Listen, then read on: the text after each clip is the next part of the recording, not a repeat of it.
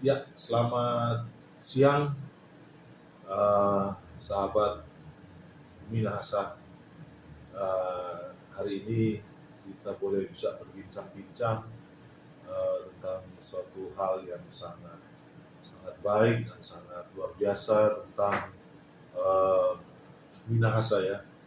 Dan sebetulnya ini bukan wacana, tetapi suatu tekad untuk bagaimana kita akan membuat suatu wadah yang mana di dalamnya itu terkumpullah seluruh masyarakat Minahasa ya.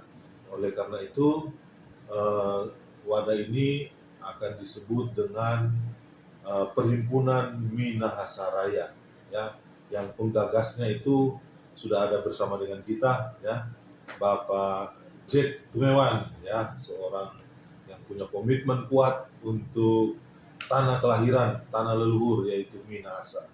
Nah, sebelum itu, oleh karena itu kita akan coba sedikit berbincang dengan Pak Jack. Ya, Pak Jack, apa kabar? Selamat. Baik, Pak. Selamat. Selamat. Semangat Pak ya, Ya, siap. untuk Minahasa Raya ya. Luar biasa pas kita dengar ini, wah ini gagasan yang luar biasa. Nah, kami ingin tahu sebetulnya apa sih yang mendasari sehingga gagasan ini bisa tercetus, bahkan sudah mau diaplikasikan, dilaksanakan. Ya, silakan Pak Jack. Terima kasih Pak Stefan.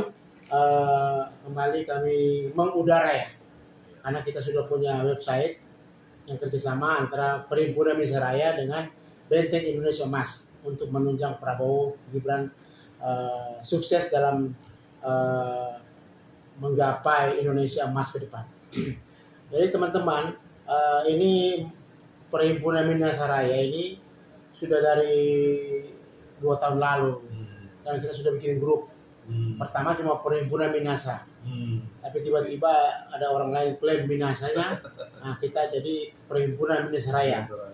Tujuan pembentukan ini adalah pertama untuk bagaimana meningkatkan SDM, sumber daya manusia dari teman-teman atau warga Minahasa Raya yang ada di seluruh Indonesia dan terutama yang ada di Sulawesi Utara.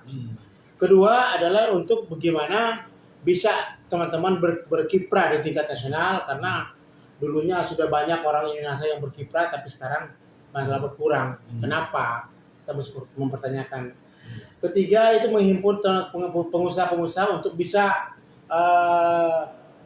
membangun itu Minahasa, karena di Minahasa sekarang dengan provinsi lain sudah agak ke belakang, tapi dengan adanya gubernur dan wakil gubernur sekarang yang terpilih, Pak Yeska dan Pak Victor, kita sangat optimis bahwa Minahasa atau Sulawesi Utara pada umumnya akan berkembang pesat, akan banyak investor luar negeri untuk datang ke Indonesia menanamkan modalnya di Minahasa, terutama Minahasa. Nah itu tujuan kita. Kedua, Perhimpunan Minahasa ini sudah hampir selesai, dia punya administrasi dari akte hukum HAM dan lain-lain sudah hampir selesai. Nah, setelah selesai itu kemungkinan besar akhir bulan depan atau awal 2 bulan depan kita sudah launching, Pak. Launching apakah di Jakarta? Kalau di Jakarta sudah sangat safety dan tempat sudah ada. Tapi kita maunya setelah Jakarta kita akan ke Manado untuk di sana kita sambil diskusi kita launching atau deklarasi di sana. Karena tempat Minahasa sana itu tempat tanah tumpah darah kita. Nah, jadi kita teman-teman yang di perantauan ini bagaimana supaya kita bisa ikut membangun Sulawesi Utara supaya kita bisa sejajar, bahkan mungkin bisa melebihi dari provinsi-provinsi di Indonesia. Terima kasih Pak. Luar biasa. Luar biasa, saya mendengar ini sesuatu gebrakan, terobosan yang sangat luar biasa ya. Ya, apalagi kita sebagai orang Minahasa yang sudah berdiaspora ya, ada di Jakarta, bahkan ada sampai ke luar negeri sana. Ya, luar biasa kalau kita bisa satukan lewat wadah Minahasa Raya.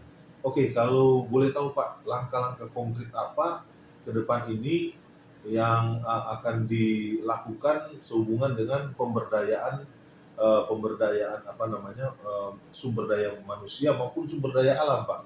Nah, kebetulan juga, bukan kebetulan sih, Bapak Presiden kita juga orang Minahasa, nggak salah Pak ya. Iya. Jadi ini satu momentum yang Jadi- paling baik.